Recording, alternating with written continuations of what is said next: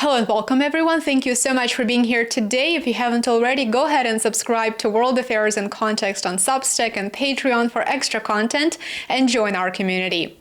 The US-China trade war is literally spiraling out of control. It is getting out of control by the day. With the recent announcement of export restrictions on rare earth minerals, which I discussed here on my channel a couple of days ago in great detail, China effectively said, look, enough is enough. China's move hit Washington where it hurts the most. It pointed to its vulnerability in waging wars, since Chinese rare earth imports account for nearly 78% of United States military-industrial manufacturing. Rare earth magnets are crucial components in U.S. weapon systems such as F-35 fighter jets and even Tomahawk missiles. China is the leader in processing rare earth minerals, which is key here. Processing is key. The United States is at least a decade and trillions of dollars behind China in this regard. China controls nearly 70% of the world's rare earth mining and 90% of processing. So as you can see, the United States has no cards, zero cards, as Trump likes to say. I discussed this in great detail in a recent video, and I explained how the export controls impact the United States military-industrial complex. So you're welcome to watch that video next.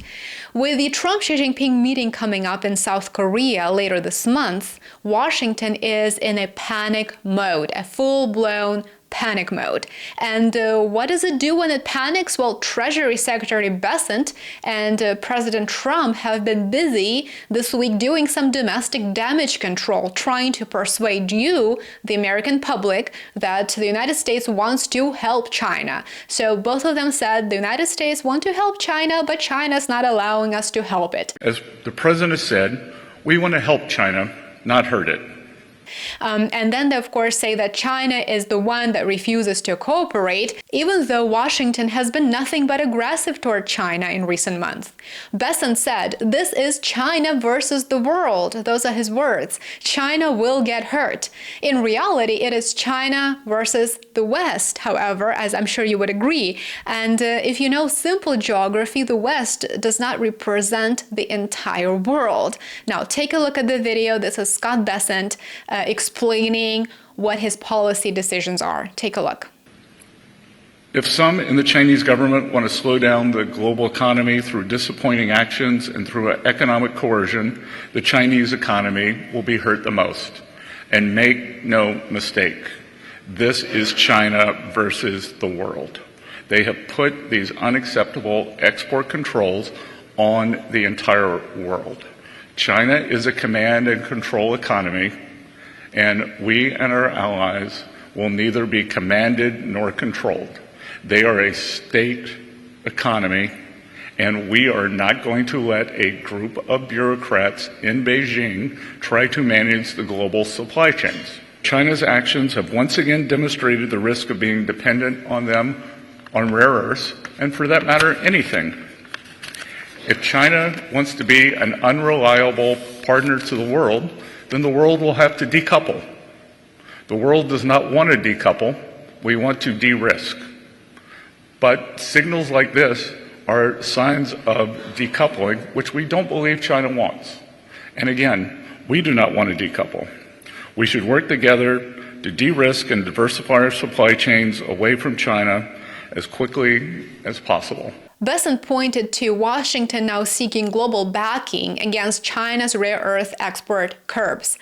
Scott Bessent expects support from India and European Union. The United States wants to, let's say, decouple the EU from China as a way to solidify its presence on the European market and really to probably show Europe who's boss. Of course, Europe already knows that and everybody sees it. Europe, of course, lacks the independent and sovereign policymakers, with the exception of maybe a couple of states such as Hungary, for example. So getting Europeans on board with shifting away from Chinese exports appears to be an important part in Bessent's message this week. Beijing's new rules, announced on October the 9th, require both Chinese and foreign companies to obtain government approval to export any product that contains more than 0.1% rare earth elements by value.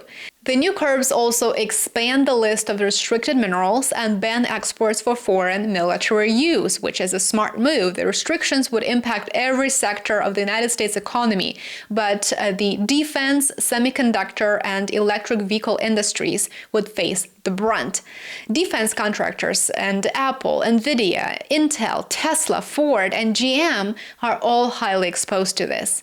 Beijing said that the export controls are driven by its national security interest and, quote, frequent military conflict. In terms of national security reasoning, this is precisely what the United States quotes when imposing export control restrictions on advanced microchips to China.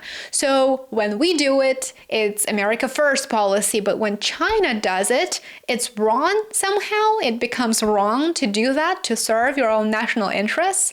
Well, Bessent went as far as to say that China's move is a sign of weakness. In what world? China just showed a card that Washington can't beat. And you don't really need to be pro-China or anti-US to see this. If anything, this is a red flag. This is a wake-up call for Washington. Aggression simply no longer works.